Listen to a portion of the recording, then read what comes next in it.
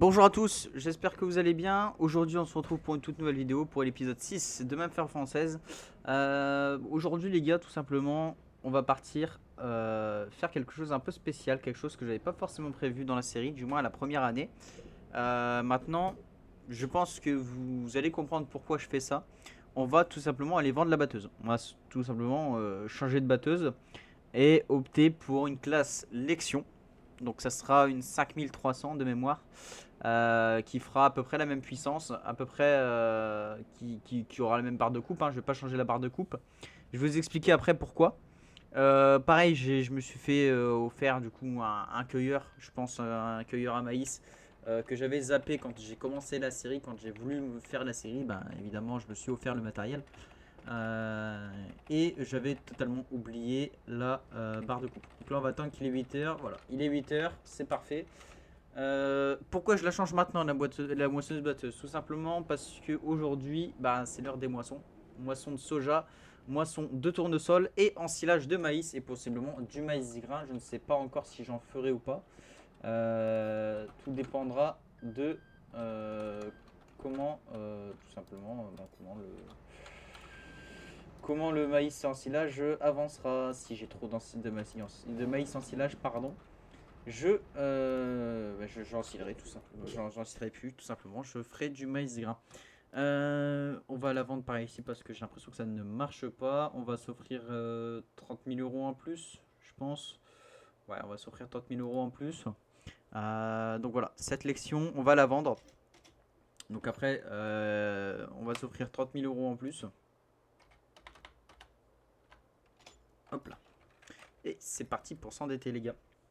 Donc voilà, je me suis trouvé cette petite moissonneuse. Donc la lection 5300 qui est tac tac tac tac ici. Je l'ai trouvée en mode, tout simplement. Je la trouve magnifique, honnêtement. Je la trouve vraiment magnifique. L'avantage, le pourquoi du comment je prends cette moissonneuse. Alors, certes, elle a un petit peu moins de puissance, pour l'instant en tout cas. Elle a une trémie un peu plus grande. Et surtout, j'aurai de la flexibilité au niveau de mon agrandissement d'exploitation. Je m'explique. Avec la lection actuelle, on pouvait tout simplement pas améliorer ça. J'étais à la vitesse max, à la puissance maximum. Donc tout simplement, bah, ça aurait été compliqué d'atteler une barre de coupe un peu plus grande. Donc là, pour l'instant, la 7,6 m, ouais, c'est ça, c'est une 7,6 m ou 6,8 m, je ne sais plus. Elle fait largement l'affaire. Très largement. Je pense que pour notre taille d'exploitation, c'est largement correct. Par contre, mon objectif dans le futur, c'est de, encore une fois, m'étendre.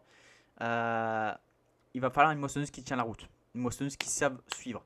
Et tout simplement, je pense que cette lection 5300, elle fonctionne très bien.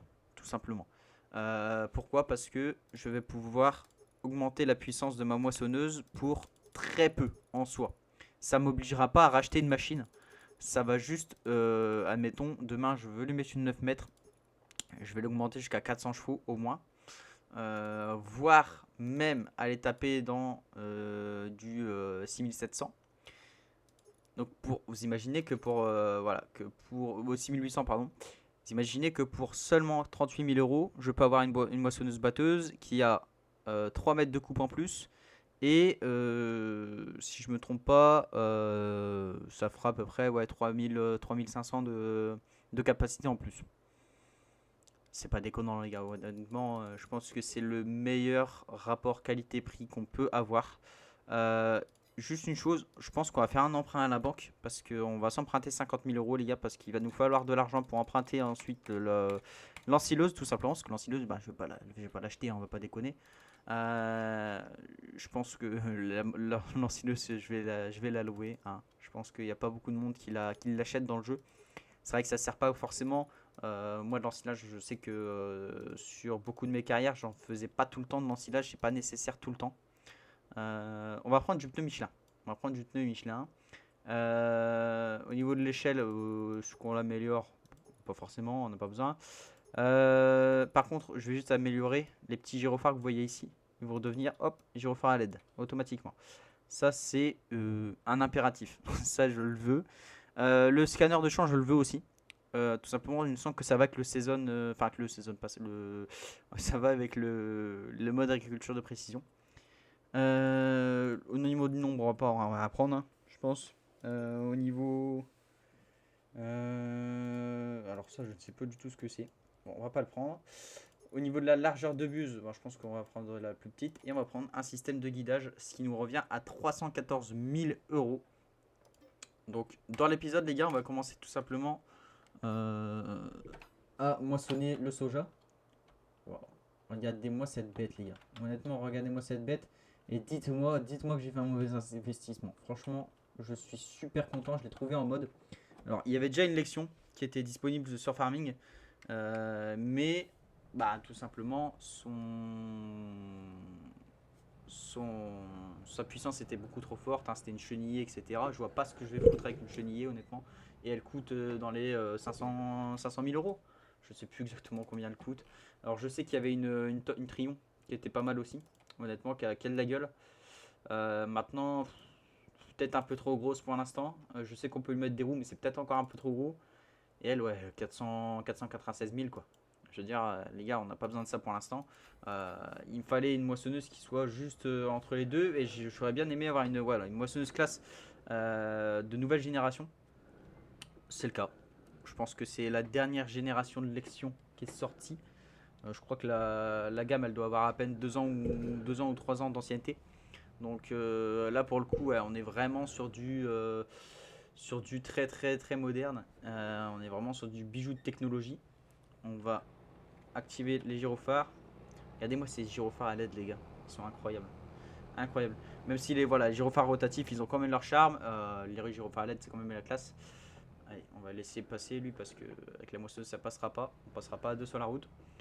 Donc voilà, je suis content pour l'instant, les gars, de cette série. On est déjà à l'épisode 6. À savoir que, à l'heure où je vous parle, je n'ai sorti que 2 épisodes, publié que 2 épisodes. Donc voilà, sachez une chose, c'est que je vais publier tout le reste, hein. Il n'y aura pas de souci là-dessus. Par contre, on va juste monter dans le gros. On va faire le plein. Tiens, pendant que j'y suis, on va faire le plein. Hop, on va faire le plein d'essence parce que le gros a très très bien travaillé. 10 heures de travail quand même. C'est pas négligeable. J'ai terminé la moitié de mon orge. J'ai semé à peu près la moitié de mon orge. Je ne sais pas exactement combien. Je vous donnerai les chiffres dans la prochaine vidéo, je pense. Je ne sais pas exactement combien d'hectares j'ai semé. En tout cas, je sais que j'ai semé un peu plus. Si je devais donner une tranche, j'ai dû semer entre 6 et 8 hectares. Donc sur les je ne sais plus combien exactement j'avais prévu, ça doit être sur les 12 ou 13 hectares que j'avais prévu en orge. Donc c'est plutôt pas mal, on est bien lancé, je trouve. On est très très bien lancé. Au niveau de la benne, aujourd'hui on va prendre le bouche. On va pas prendre, voilà, le gros on va le laisser là. Il va pas bouger. Alors oui, je l'appelle le gros, mais c'est oula. Si je le prends comme ça. Alors je l'appelle le gros, bon c'est un 6R, hein, c'est pas énorme, mais il est plus gros que l'autre 6R. Donc le problème c'est que si je dis 6R, on va pas, je sais pas exactement duquel je parle. La barre de coupe, je ne sais absolument pas où je vais la mettre. Cette barre de coupe là, elle est quand même assez énorme. Est-ce que je tente de la mettre sous le hangar? Ouais, on va tenter. On va tenter, on va voir si ça passe. Est-ce que ça passe? Oui, ça passe. Ça a l'air de passer. Bon. À la rigueur, on achètera une fourche à palette. Et tout simplement, bah, on l'attachera. On la mettra dans le fond avec le chargeur télescopique. Tout simplement. Les gars, ce que je vais faire, c'est que je vais amener tout le matériel au champ. Je pense que c'est pas nécessaire que je vous fasse perdre du temps entre guillemets à regarder comment j'amène du matériel au champ. Je pense que ça sera plus intéressant pour vous de voir directement à la moisson. Donc je vous fais une petite ellipse et puis on se retrouve juste après.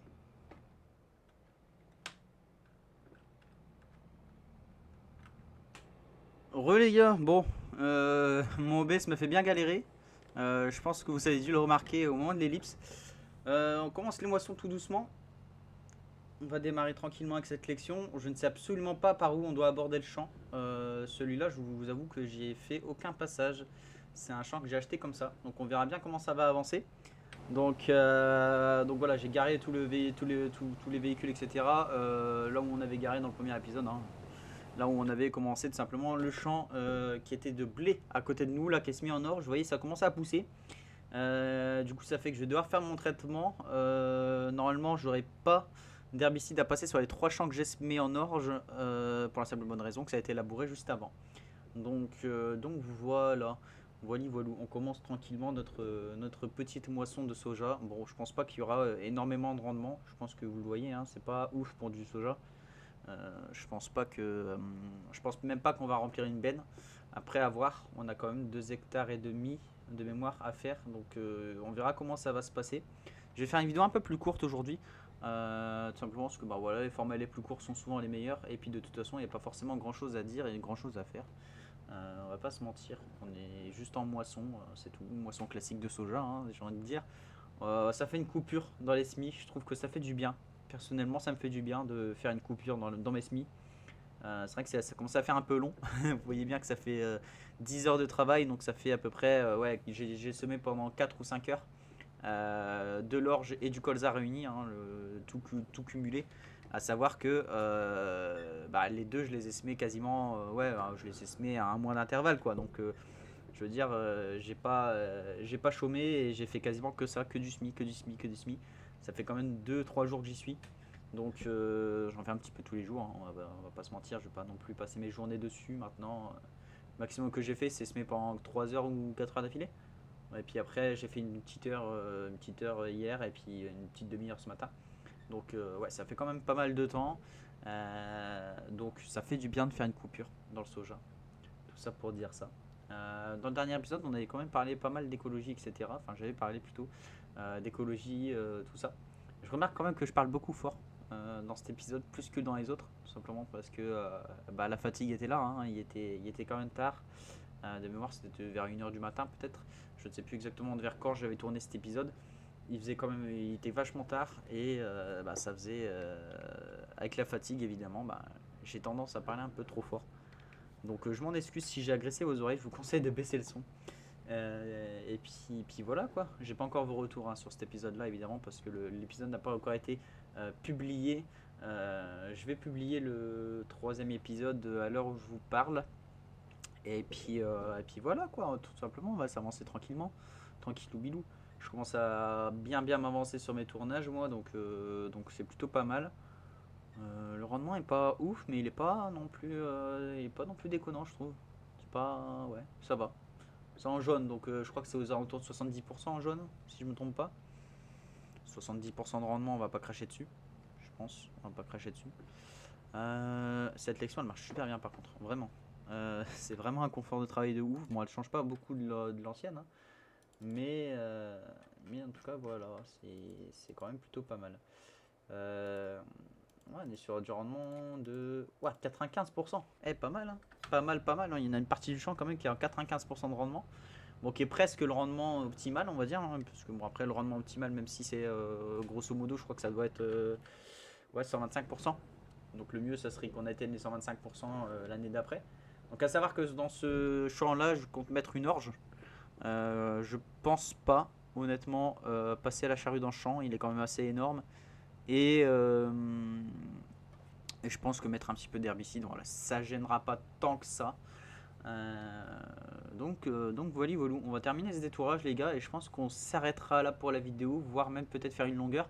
Mais je pense on va pas tarder à s'arrêter là parce que ben voilà, ils ont déjà 14 minutes de vidéo quand même.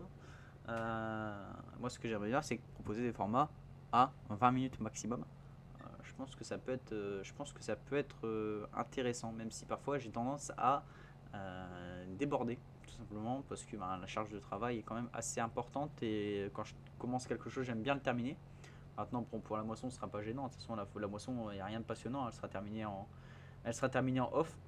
Le dernier épisode, on avait fait 25 minutes. Bon, après, c'est parce qu'on avait plusieurs activités à faire. On avait pendu de la chaux, on a fait. Alors, la chaux, non, c'était peut-être dans l'épisode d'avant. Non, c'était plutôt là l'engrais solide et bah, l'herbicide, tout simplement. Donc je refais une petite ellipse les gars, puis on reprend pour faire la longueur. Allez, à tout de suite.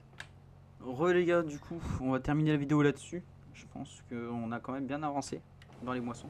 On a fait un petit détourage, hein. Bon, rien de bien foufou, mais je pense qu'on a bien avancé quand même. Il faudra que je termine du coup en off tout ce qui est moisson de tournesol, etc. Quoique, est-ce que je commence pas par le maïs en silage, que je ferai de toute façon en vidéo, hein, je vous ferai un épisode là-dessus. À la rigueur, ouais, c'est ce que je ferai. Je vais mettre un ouvrier à travailler le tournesol et je commencerai l'ensilage tout simplement. Je vous montrerai un petit peu, hein, on fera juste une benne je pense. On fera pas grand chose. Je commencerai les détourages quand même d'ensilage parce que bah, c'est chiant les détourages, hein. Je pense que ça intéressera pas grand monde. Enfin, ça intéressera pas grand monde. Ça va être plutôt long et ça va être plutôt compliqué. Une fois que l'ensilage est lancé, de toute façon, c'est quand on travaille dans la longueur. Je pense commencer par le grand champ, comme ça on va vraiment commencer à travailler dans la longueur et on pourra perdre le moins de temps possible en vidéo. Et puis voilà, tout simplement, on aura fait quand même une belle petite vidéo quand même, hein. On aura commencé la moisson et puis on aura changé de batteuse, hein. C'est quand même quelque chose qui moi personnellement me fait très plaisir parce que cette moissonneuse a l'air d'être juste ouf. Donc voilà les gars, je vais vous laisser là. J'espère que l'épisode vous aura plu. Si c'est le cas, n'hésitez pas à lâcher votre plus beau pouce bleu. Essayez de peut-être commenter la vidéo aussi, à me dire ce que vous en pensez, etc. Donnez-moi vos idées peut-être. De toute façon, l'espace commentaire est fait pour vous, vous en faites ce que vous voulez. Partagez la vidéo si ça vous a plu aussi, hein, si vous voulez que que les gens commencent à me connaître un petit peu. Et puis abonnez-vous, surtout je pense que c'est le plus important. Abonnez-vous, activez la cloche de notification pour rien louper des prochains épisodes sur la chaîne. Et puis moi je vous dis à la prochaine les gars pour de prochaines vidéos et puis de prochaines aventures. Allez, ciao les gars.